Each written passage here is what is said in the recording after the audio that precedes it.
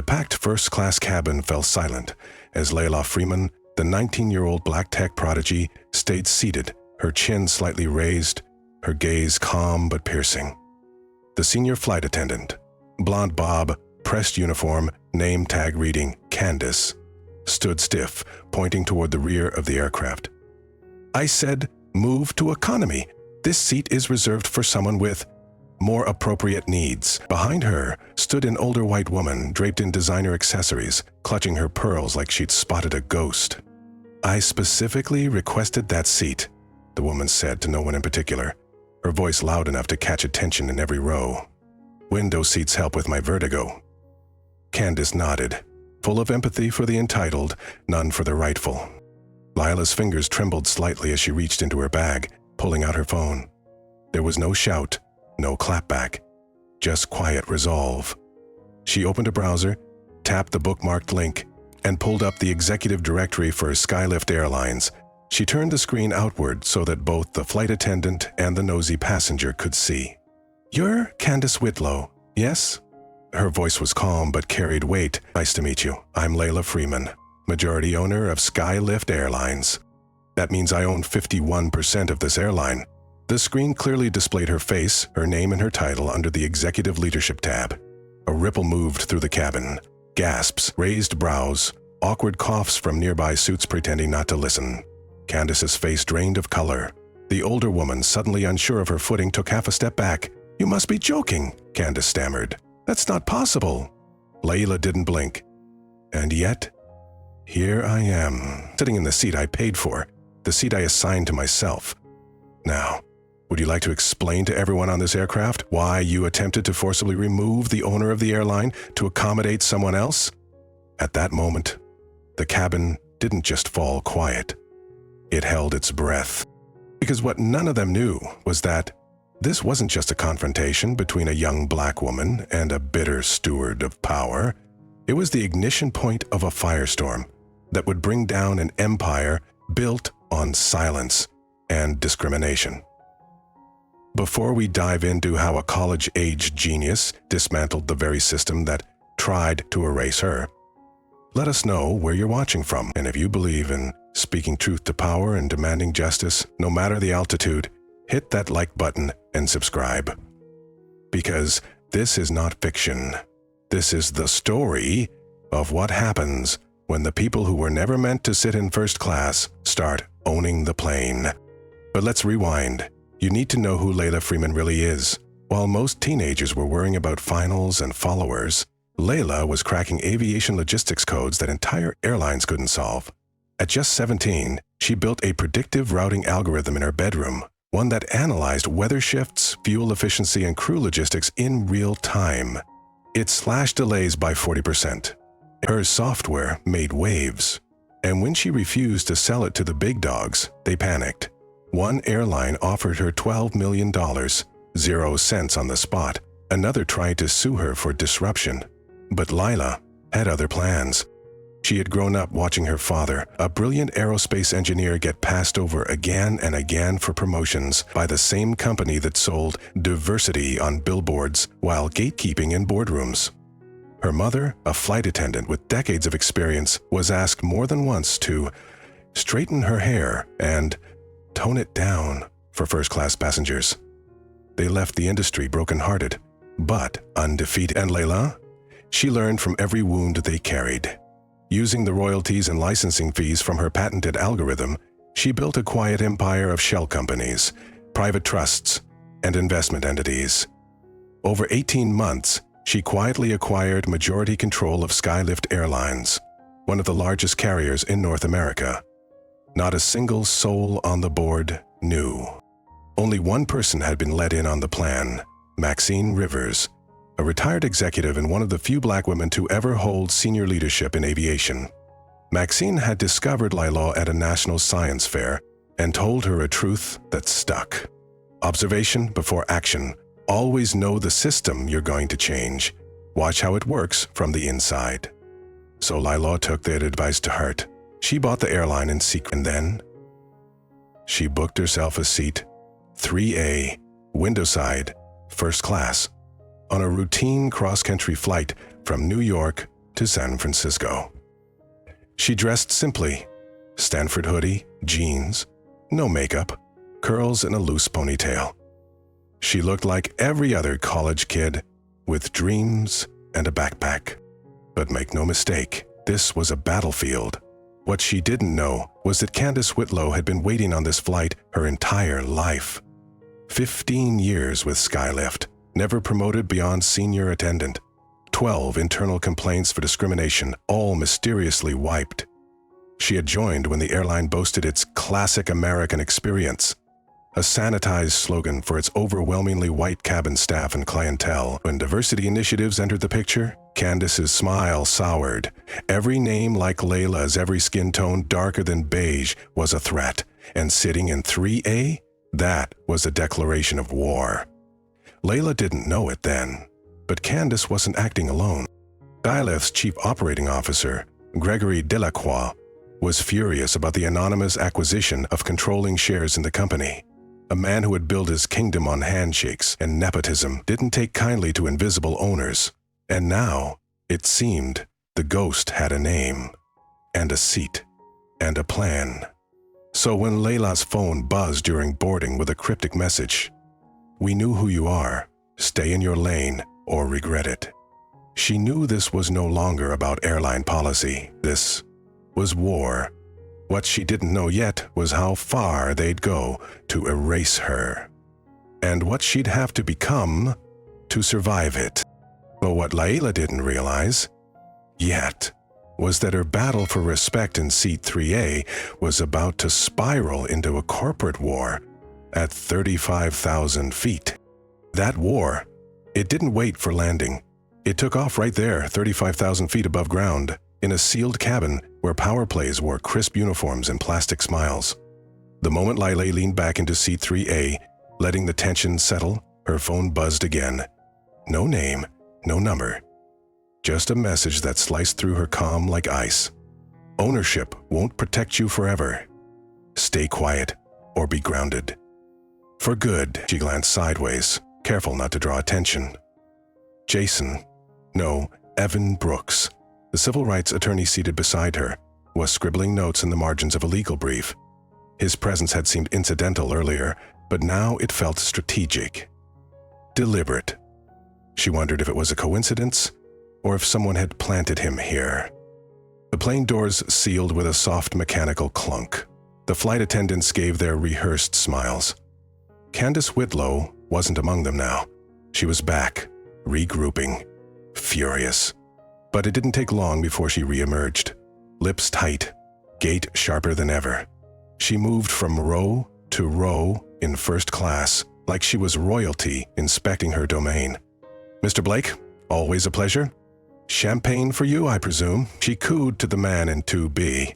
"And Mrs. Calloway, we've got your usual rose chilled and ready." Then she reached Layla. Gone was the charm. Her hand extended, palm flat, tone robotic. "Ticket, please." Layla blinked. "You already checked my boarding pass. I need to verify."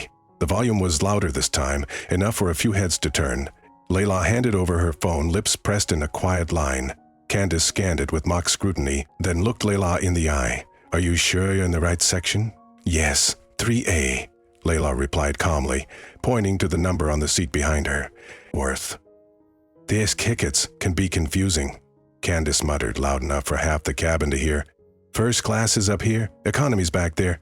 Sometimes people get mixed up." She said it the way someone might talk to a tourist who didn't speak English. Or a child. Evan looked up now. "She's in the correct seat," he said firmly, his voice calm but unmistakably protective. Candace turned without acknowledging him and stormed off. But minutes later she was back, with another attendant in tow. "Carlos, we have a situation," she declared, her voice ringing out like a siren. "This young lady seems confused about where she's supposed to be." Carlos, a Latino man with tired eyes and an even more tired tone, took the boarding pass. He scanned, checked the manifest, then nodded. "C3A. All good here?" He looked at Layla with something close to sympathy. Candace's jaw locked tight, but she nodded and walked off. And that should have been the end of it. Except it wasn't. Because then came Eleanor Sterling, a woman Layla had only vaguely noticed earlier. A matronly white woman dripping in diamonds and disdain suddenly approached Candace at the front of the cabin. They whispered, gestured, pointed. Layla had no idea who she was, yet. But what she heard next made her spine straighten. "I specifically need that seat," Eleanor said, voice projecting with the confidence of someone who had never been told no in her life. "The left side of the aircraft helps with my vertigo. My doctor insists." Candace, nodding furiously like a bobblehead, led her back to 3A. "Excuse me," Candace announced, as if Layla weren't already in her seat. "You'll need to relocate. Mrs. Sterling has a medical condition and needs this seat." Layla raised an eyebrow. "I'm sorry to hear that, but I purchased this seat weeks ago." "There's another window seat available in economy," Candace offered, her voice straining to sound civil. Evan interjected, his tone measured but firm. "There are 3 other open window seats in first class." Eleanor waved dismissively. "Those aren't on the left side. I need this one." Layla glanced around. People were watching. Some were just curious, others seemed quietly supportive. But no one moved. Candace leaned down, voice dropping low enough for only Layla to hear. "This isn't the place for people like you anyway. Move, or I'll call security." Layla inhaled deeply. She'd come here to observe, not to provoke. But this wasn't provocation. This was pattern. This was proof. "No need," Layla said. She reached for her phone again, opened the same executive directory, and turned the screen toward Candace. "Candace Whitlow," she said clearly. "You are looking at your employer. My name is Layla Freeman. I own 51% of Skylift Airlines, and unless you'd like to explain to corporate, the media, and every passenger on this plane why you're trying to evict the black woman who owns your paycheck, you might want to rethink your tone." The silence in the cabin was deafening. Evan closed his legal folder, already typing notes. Carlos looked like he wanted to disappear. Eleanor stepped back so fast she nearly tripped on her heels. And Candace? For the first time in her 15-year reign of condescension, she was speechless. But Layla wasn't done. She sat back, adjusted her hoodie, and finally smiled. "I'll be right here, just observing." What she didn't say aloud, but knew with every fiber of her being, was this: she had just baited the trap. And Candace had walked right into it.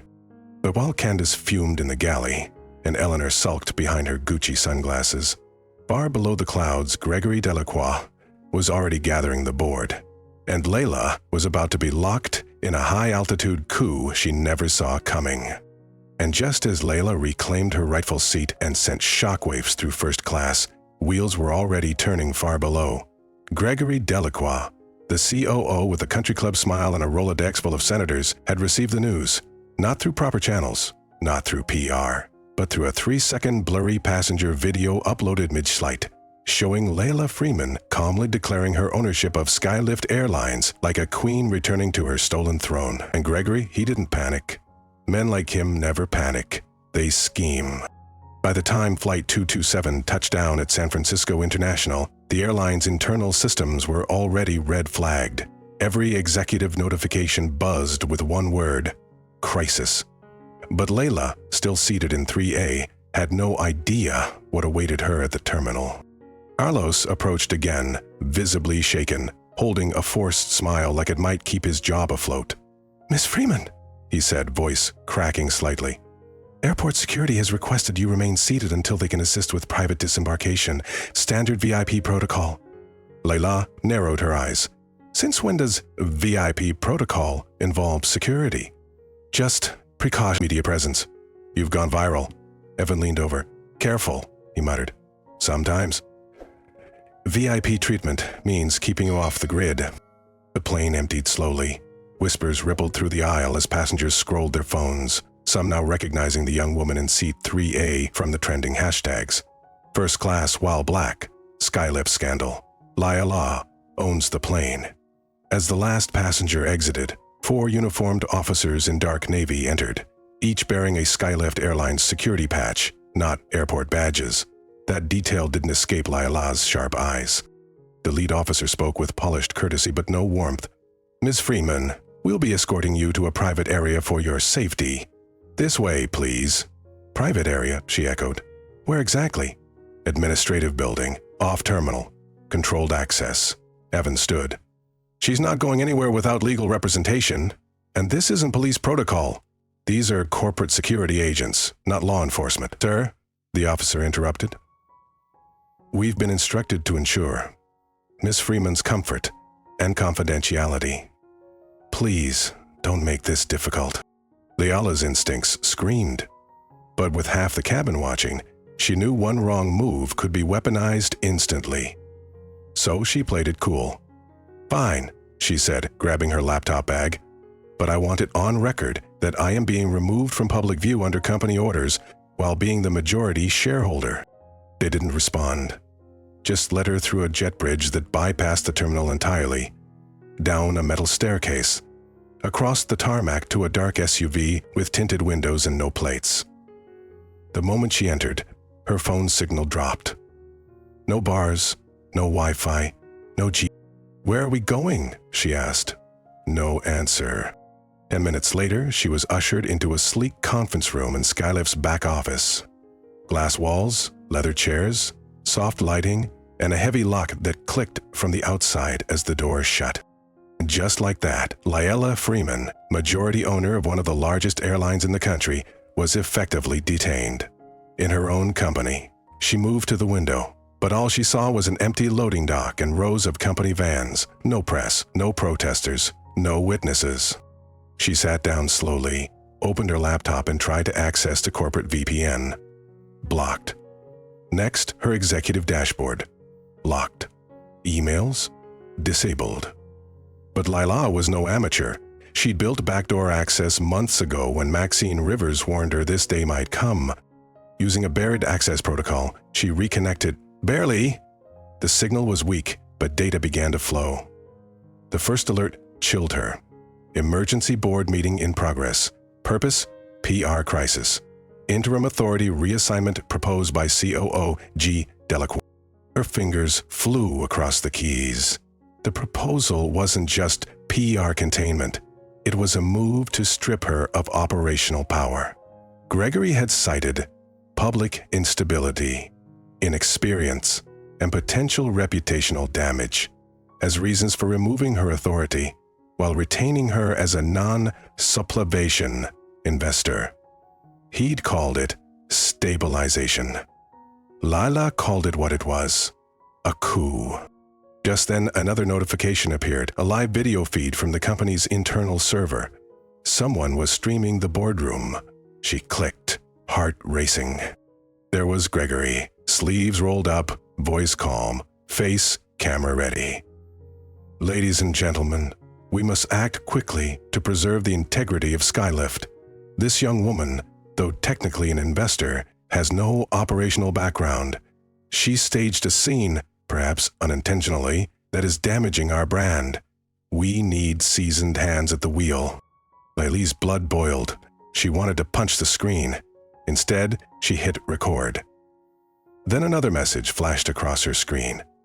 An alert from Skylift's internal security log. Deleted discrimination complaint records. 14 entries. User login CY Candace. Layla opened a separate window and dug deeper. The pattern was clear. Dozens of discrimination complaints tied to flight crews, especially Candace, had been quietly buried over the past 5 years, and now they were vanishing in real time. She stared at her reflection in the screen. This wasn't just racism, it was coordinated cover-up, and someone was trying to erase the entire history before she could expose it. Then came the kicker. A new notification appeared. External login, authorized by E. Sterling. She paused. Eleanor? Why? Would a passenger have login clearance? Unless... She scanned company HR records, something Maxine had taught her to do when things smelled off. And there it was. Eleanor Sterling wasn't just a frequent flyer, she was a legacy investor, and Gregory's oldest donor connection. Their shared investments spanned decades. Hotels, transport, lobbying firms. Eleanor wasn't some random passenger with vertigo, she was Gregory's anchor. And Candace? Her need. That plane ride had been a setup from the beginning. Layla stood up, heart pounding. The cabin confrontation hadn't been spontaneous, it was engineered. The seat request, the public embarrassment, the forced removal. It was all orchestrated to provoke a scandal they could then use to justify removing her. And it almost worked. Almost. But before Gregory could slam the final door shut, Layla still had one card left. An old friend with sharp heels, sharper instincts, and a backdoor key into every locked room in that building. And Maxine Rivers was on her way. And just when it seemed like Layla had been boxed in by layers of polished lies, strategic boardroom chess moves, and disappearing evidence, Maxine Rivers pulled up in 4-inch heels and an attitude sharper than barbed wire. Layla may have been locked away, but Maxine? She still had her badge, her wits, and her Rolodex of people who owed her favors, stretching back 30 years. Maxine had flown in from San Francisco the moment she saw the viral video. She didn't need to hear explanations. She knew exactly what this was. Retaliation. The kind that looked clean in a press release but reeked of backroom cigar smoke and institutional racism. And the moment she stepped into Skylift's administrative building, it was clear Gregory Delacroix hadn't anticipated her arrival. "I'm here to see Ms. Freeman," she told the security team at the front desk. The man in charge, a lean former Marine with a buzz cut and fake politeness, scanned her ID and frowned. "Your credentials have been suspended, ma'am, by order of interim leadership." Maxine didn't flinch. "Then let me spell it out for you. Denying access to the chief strategy officer without a valid board vote violates corporate protocol. And if you're following orders from a man under federal scrutiny, well, I hope you've got a lawyer on speed dial." The threat hung in the air like smoke from a slow burn, and the guard, sensing which way the wind was blowing, took a step back. Inside, Layla had not stopped working. Using the limited access her digital backdoor provided, she dug deeper into Skylift's archives, pulling records, tracing patterns, downloading every shred of metadata tied to discrimination complaints, executive bonuses, and off-the-book settlements. Each file painted a grim picture. A company that had paid millions to silence black and brown employees, passengers, and whistleblowers. And who signed off on nearly all of them? Gregory. With Eleanor's trust fund footing the bill. But what broke Layla's breath wasn't just the financial rot. It was the realization that Candace Whitlow, yes, Candace had not only participated in this system, but actively used it to sabotage other black women. She'd been filing internal behavioral assessments against junior flight crew members, marking them as uncooperative or overly emotional. More than a dozen careers had quietly stalled under her pen. That's when Maxine broke through. The conference room door opened with a jarring click. Layla spun around, hands still clutching her laptop. "Took you long enough," she exhaled. "Security dragged their feet," Maxine replied, stepping inside like she owned the building. "But sweetie, I don't need permission to enter rooms I built." She pulled out a burner phone and tossed it across the table. "Use this. They've jammed your signal." Layla didn't waste a second. While she uploaded a backup copy of the erased files, Maxine filled her in. "Gregory's hosting an emergency shareholder meeting tomorrow morning. He's pushing a leadership stability provision. Basically says no one under 40 with less than 15 years of aviation ops can serve in executive control. It's designed to strip your authority permanently." Layla's jaw tensed. "And pass it without majority vote." Maxine gave a grim smile. "He's counting on you not being there." Just then, Layla's screen flashed. A file had finished decrypting. A series of audio recordings dated just 48 hours prior. She clicked play. Gregory's voice filled the room, smug and composed. "She's young, emotional.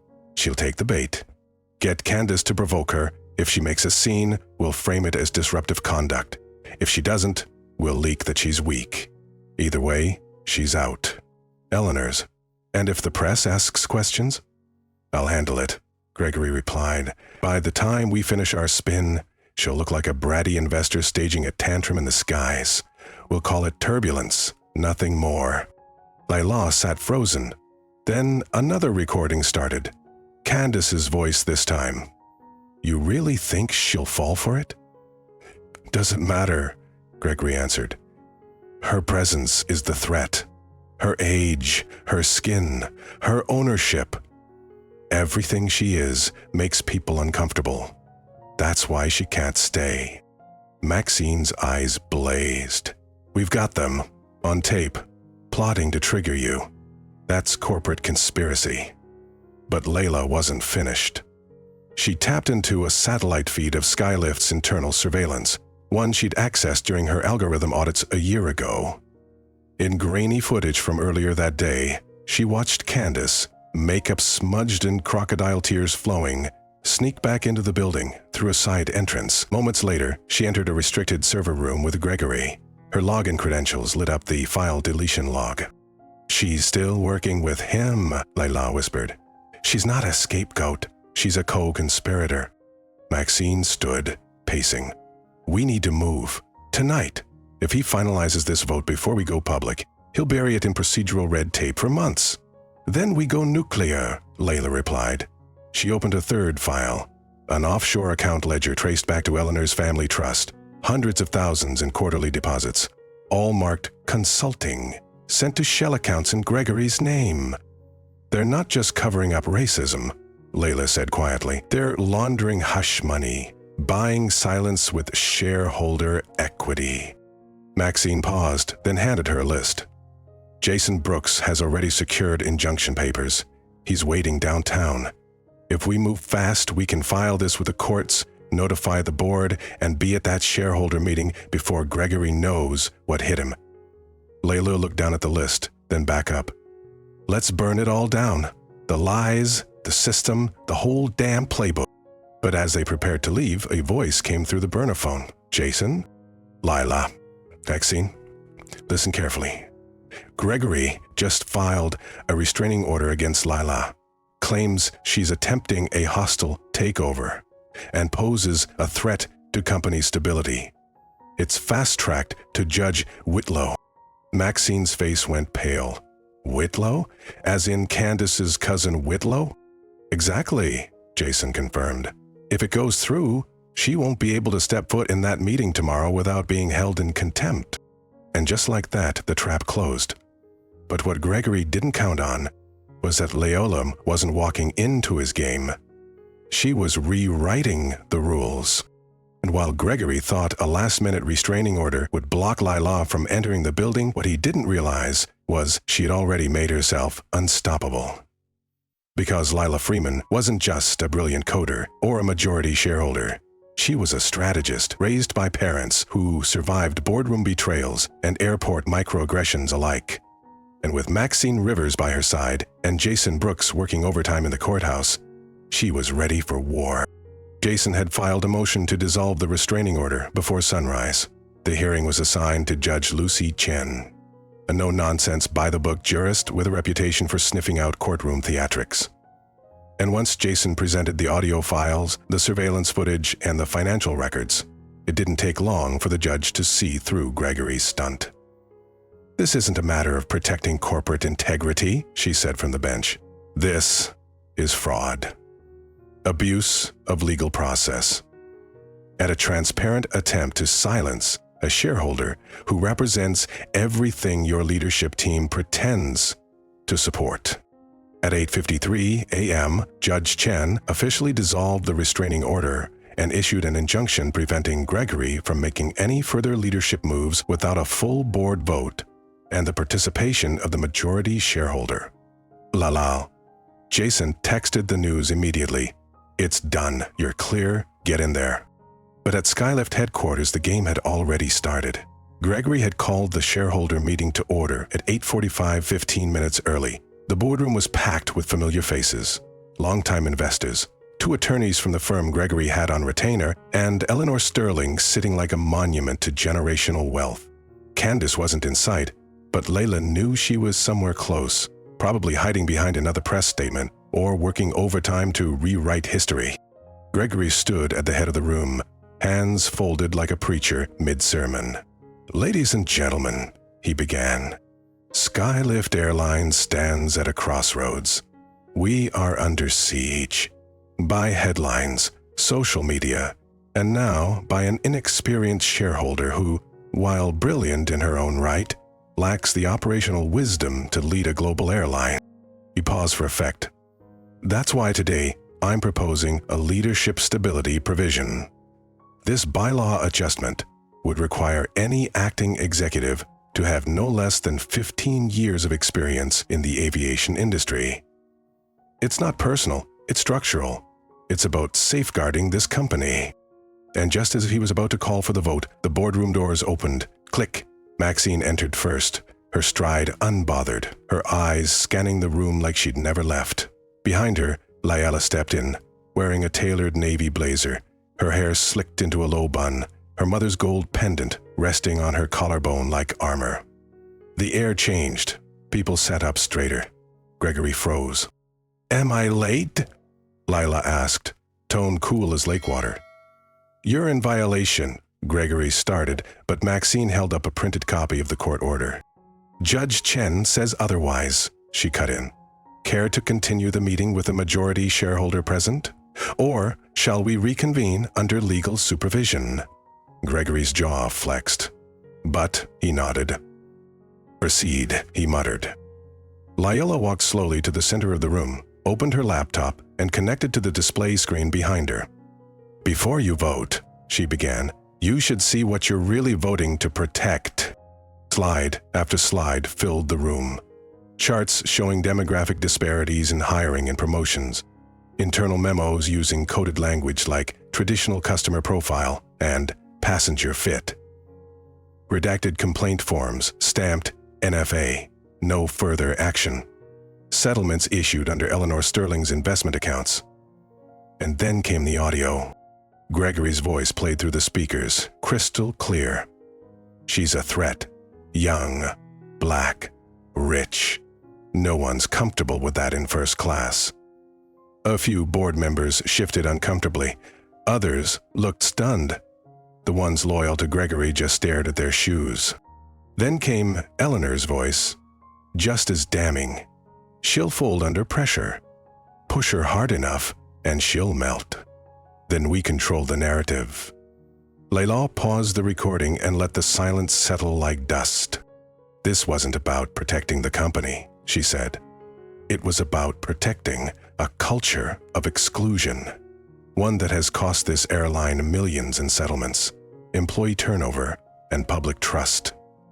She clicked again, this time showing the deleted complaint logs, the financial transactions, the off-book consulting payments. "And when they saw someone who couldn't be bought, who wouldn't play along, they tried to erase me, legally, digitally, physically." Finally, she pulled up a photo, a scanned performance review from 5 years ago, her father's. This man was an aerospace engineer, designed the prototype for Skylift's most fuel-efficient engine. Never promoted. Why? She pointed to a comment circled in red. "Excellent technical skills. Needs cultural fit improvement." "Cultural fit," she repeated. "You know what that means." She closed her laptop. "I'm not here to burn the company down. I'm here to rebuild it right. But if you vote for Gregory's provision, you're voting to keep this culture intact. You're voting against transparency, against equity, and against the future." The room was still. A hand rose from the end of the table. Isabella Cortez, an investor known for her quiet demeanor and sharp moral compass. "I move to vote on Gregory's removal as COO and to dissolve the proposed provision." "Seconded," came another voice. Wei Zhong, a former airline executive from Hong Kong who had watched Gregory's rise with quiet skepticism. The vote was called. One by one, hands raised. The final tally, 64% in favor of Layla's leadership. Gregory was removed on the spot. Eleanor Sterling's investment privileges suspended pending legal review. As security approached Gregory to escort him out, he stood and pointed at Lala, his composure finally cracking. "You think you've won?" he hissed. "I built this airline. You'll destroy it. You're just a girl with a good story and a chip on your shoulder." "No," Layla said, unblinking. "I'm the woman who finally made the plane land where it was supposed to." But Gregory's meltdown wasn't the final act, because as the cameras rolled and reporters swarmed, a deeper rot was about to be exposed, and the justice system was watching. Gregory's venomous last words still hung in the air as he was led out of the boardroom, shoulders back, jaw clenched, but sweat betraying the cracks in his facade. But what he didn't know, what none of them could have predicted, was that his downfall wasn't just a loss of title. It was about to become a matter of federal record. Because as he stormed out of Skylift headquarters, FBI agents were already coordinating with the Department of Justice. Within hours of the shareholder vote, the digital files Layla had compiled, offshore accounts, deleted complaints, internal audio recordings, had been packaged and delivered to federal prosecutors through Chasen's legal channels. They didn't need a search warrant. Layla had built the case herself. 2 days later, Gregory Delacroix was indicted on charges of wire fraud, obstruction of justice, civil rights violations, and conspiracy to suppress whistleblower complaints. Eleanor Sterling, the matriarch of Quiet Money, was hit with financial misconduct charges, funding illegal settlements through undisclosed investor accounts and falsifying shareholder reports. The industry reeled. But inside Skylift, the transformation had already begun. Under Layla's direction, the company launched the Equity Accountability Initiative, a full-scale audit of hiring, promotion, and passenger treatment data across a 10-year span. An independent commission led by former federal prosecutor Elena Vasquez was brought in to ensure transparency. The results were damning.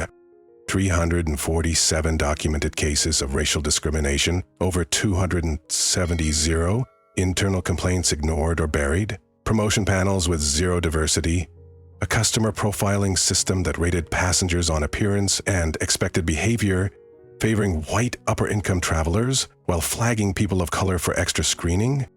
Worse still, there were secret settlement payments totaling over $40 million, 0 cents, to silence employees who had dared to speak out. Many had been terminated within 6 months of filing a complaint. It wasn't negligence, it was policy. And now, it was all going public. Layla made the boldest move of all. She ordered the creation of a real-time public dashboard that would display discrimination complaints, resolution outcomes, and demographic breakdowns across every department. No hiding, no delays, no PR spin. Accountability, she said in a company-wide message, shouldn't be seasonal. It should be standard. The impact was seismic. Some longtime executives resigned rather than face the new transparency standards. A few threatened legal action. Others tried to quietly retire. But a new wave of leadership stepped up, qualified, diverse, and deeply committed to changing the company culture from the inside out. Layla didn't stop there. She met personally with dozens of former employees who had been pushed out for challenging the old system. One by one, she invited them back, with seniority, back pay, and a promise, "You were right, and we're going to fix what was broken." Among them was Carlos Rivera, the flight attendant who had stood silently beside Candace that day in the cabin. Now, he stood at the helm of Skylift's brand new passenger equity division, empowered to audit crew interactions, train staff in unconscious bias, and respond directly to passenger complaints. "I watched injustice and said nothing," Carlos told his team on day one. "That ends now." And the passengers? They responded. Public trust in Skylift surged. Customers who had long avoided the airline began returning, not out of forgiveness, but out of recognition. The airline wasn't pretending to be perfect. It was proving it could change. Then came the call from the Justice Department. They wanted Layla to testify, not just in Gregory's case, but as a witness in a broader investigation into industry-wide discriminatory practices. What had happened at Skylift was not an anomaly. It was a blueprint. The algorithms, the passenger assessments, the suppression of complaints. They existed across other carriers, and now that one woman had cracked the system wide open, the feds were finally paying attention. Maxine, watching this unfold from the sidelines with a cup of jasmine tea and a steel spine, shook her head with a small smile. "Baby girl," she said to Layla one night, "you didn't just bring the plane down safe. You changed the entire flight path." But not everyone was cheering. Social media trolls emerged, funded by old guard investors, began painting Layla as radical, divisive, too young to lead. Talk shows debated whether diversity initiatives were hurting traditional passengers. Whisper networks reactivated, trying to rewrite the narrative with half-truths and outright lies. And yet, Skylift's revenue stabilized, their bookings increased, employee satisfaction scores reached record highs. It turned out, when people were treated like they belonged, they came back, and they told their friends. But Gregory hadn't given up. Behind bars, awaiting trial, he'd begun cooperating with prosecutors, not to make amends, but to cut his sentence. He gave names, systems, partners at other airlines, and in doing so, revealed a rot that extended far beyond Skylift's gates. And as Layla prepared to testify before Congress, she realized she hadn't just exposed one airline. She'd uncovered an entire industry built to keep people like her out of first class. And now, she was about to walk straight into their marble-limbed halls and name every last one of them. And so, with the weight of a crumbling industry on her shoulders, Layla Freeman stepped into the lion's den, Congress. Not just as a witness, but as a force. She wasn't there for headlines or sound bites. She came armed with data, documentation, and undeniable truth. The room was packed. Airline CEOs in tailored suits, lawyers with portfolios of excuses, lobbyists ready to deflect. But when Layla took the stand in her gray blazer and gold pendant, the temperature in the chamber shifted. She spoke clearly, calmly, unflinchingly. "This isn't about one flight," she began. "It's about a system designed to look neutral while targeting people like me and thousands of others for exclusion. Not by accident, by design." She detailed how discriminatory algorithms were disguised as customer behavior scores, how internal complaint systems were structured to bury reports instead of resolve them, how corporate leadership prioritized image over integrity until the right person had the power to expose it. Some lawmakers nodded, some squirmed, but none could argue with the facts. Outside the chamber, headlines blared. "Whistleblower CEO calls out discrimination across U.S. airlines. Layla Freeman, the 19-year-old who rewired the industry. First class while black, it was never just a seat." But Layla wasn't focused on claps or coverage. Back at Skylift headquarters, her work continued. The company's once exclusive boardroom had been redesigned. Glass walls replacing mahogany panels, roundtable discussions instead of top-down lectures. Departments once ruled by fear now operated with fairness. HR metrics weren't just about productivity anymore. They tracked equity, access, and ethical leadership. Carlos Rivera's passenger equity division launched training that was soon licensed by other airlines. The public dashboard Layla had made mandatory became a benchmark across the travel industry. Even competitors were forced to reckon with the pressure, join the movement, or explain why they wouldn't. And it didn't stop there. Layla founded the Skyline Justice Fund, a $50 million zero-cent initiative supporting airline workers and passengers who faced discrimination but lacked the resources to fight back. The fund provided legal aid, counseling, career re-entry programs, and mentorship, all funded by a portion of Skylift's redirected executive bonuses. When she announced the fund during a press event, she stood in front of a mural commissioned by Skylift employees, silhouettes of diverse passengers walking through the clouds. Above them, the new company motto, "Everyone belongs in first class." That phrase wasn't just marketing, it became a movement. Within a year, 3 major U.S. carriers joined Skylife's Equity Alliance. Airports implemented inclusive service training, and the FAA began requiring public transparency on customer complaints by demographic. Still, not all were ready to celebrate. Stephanie Whitlow, once the villain of the story, requested a meeting with Lila.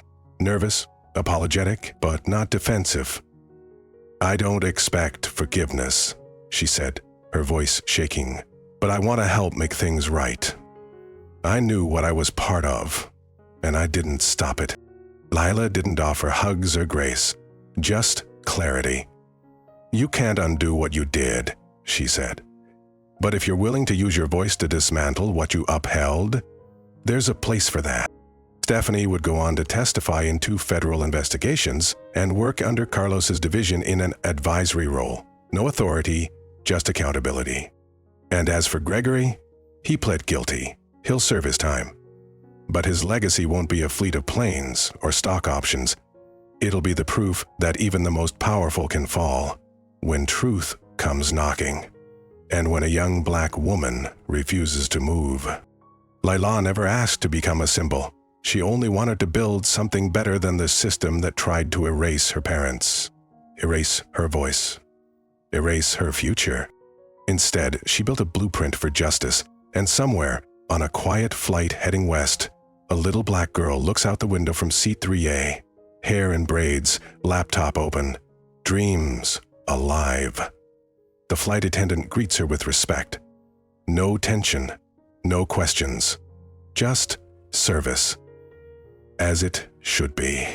She doesn't know Lila's full story, but she's sitting in a seat that used to be off limits. And now, that seat belongs to her, too.